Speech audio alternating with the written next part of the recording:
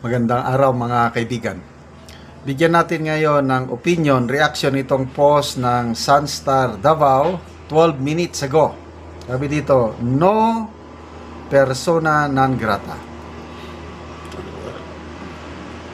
Davao City, Acting Vice Mayor Rodrigo Duterte II dismiss the circulating persona non grata document and criticize comedian Vice Ganda for using insults as entertainment.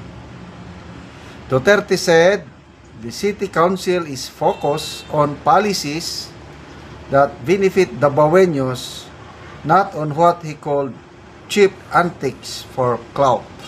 Okay, so more details to follow. Wala pang article tungkol nito. Basta nagsimula ito kahapon ata. Mayroong isang vlogger, proud Bisaya. Sabi niya, as a Davaoenyo, taga Davao kasi itong si proud Bisaya, sana madeklara na persona non grata si Vice Ganda for yun, binastos niya, ininsulto niya si Tatay Digong, and then kumalat na. Kumalat, ganyan kabilis kumalat ang balita sa social media. So, maganda at nagsalita na ang acting city vice mayor. Wala. So, kung wala, pabayaan na lang natin. To me, mas bumili pa ako sa city council, sa acting city vice mayor. Mas maganda pagtuunan nila ang mga issues na nakakatulong sa Davaoenyo. Tawag doon, maturity. So, although criticize niya si Vice Ganda sa pambabastos kay dating Pangulong Rodrigo Duterte, kalang not to a point na gagawa pa ang City Council ng resolution declaring Vice Ganda as persona non grata. So, tama, hanggang doon na lang, wala na. Pwede tayong express ng sign of protest, yun na lang o hindi na kailangan na resolution yung boycott. So, lumalakas na ang panawagan ngayon na i-boycott ang mga produkto na ini-endorse ni Vice Ganda at McDonald's at saka CDO Young Tocino ba yan? Fantastic Tocino. Yun na yung kumakalat ngayon ng mga social media post na nanawagan na i-boycott, at ako bilang taga-suporta ng mga Duterte, lalo na si PRRD, sumama na ako doon sa boycott na yon. Huwag mo nang kakain sa McDonald's at huwag mo nang bibili ng CDO Fantastic Tocino. Ano pa? Ito, magbasa tayo sa mga comments.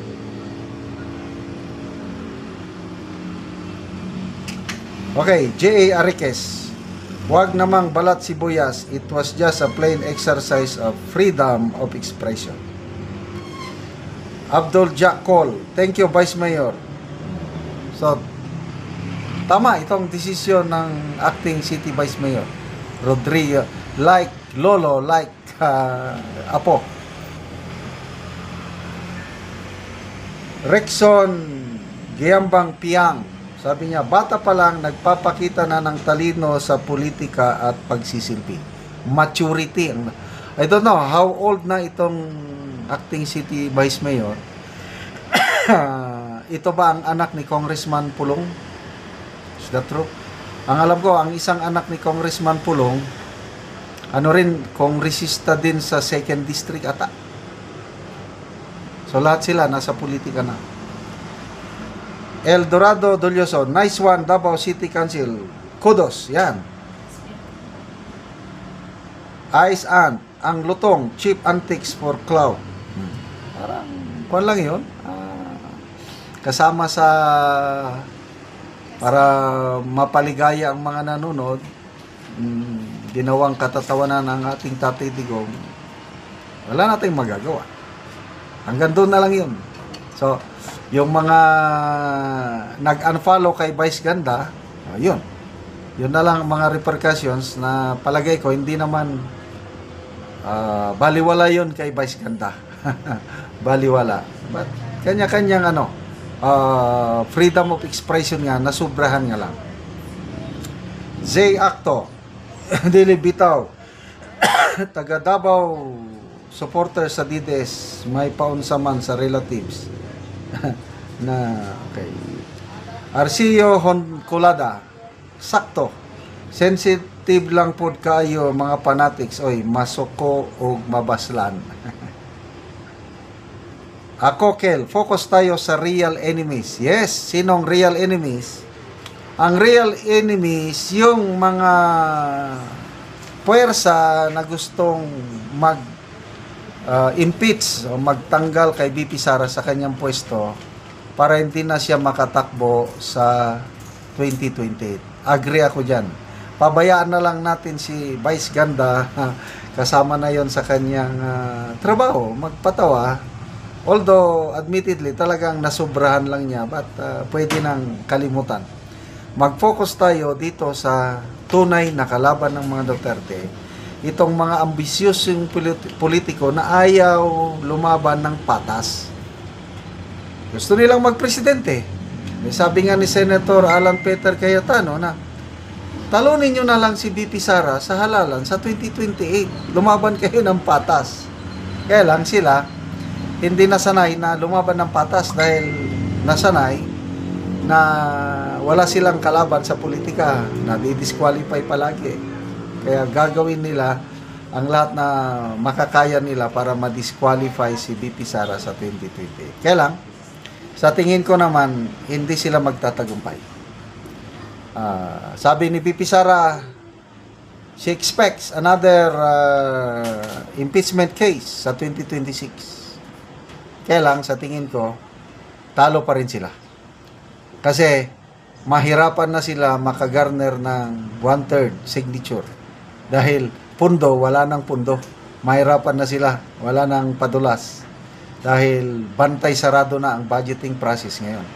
And then, kahit may 1/3 signature sila, sigurado na po yung 13 plus senators na mag-a-acquit kay VP Sara sa trial. Kaya, wala nang makakapigil kay VP Sara sa pagtakbo niya sa 2028 at babalik sa Malacanang ang isa pang Duterte. Okay, salamat mga kaibigan sa inyong pagsubaybay sa ating channel. Nakakatulong kayo ng malaki sa tribong Talandig ng Bukidnon dahil ang channel natin ito ay sweldo natin pantulong sa tribo. Namimigay tayo ng mga yero at pako para makapagpatayo naman itong tribong ito ng mas maayos na tirahan. Panoorin nyo ang video na ito. Yang natagaan na Mogsen. O karon magatop na ni sila.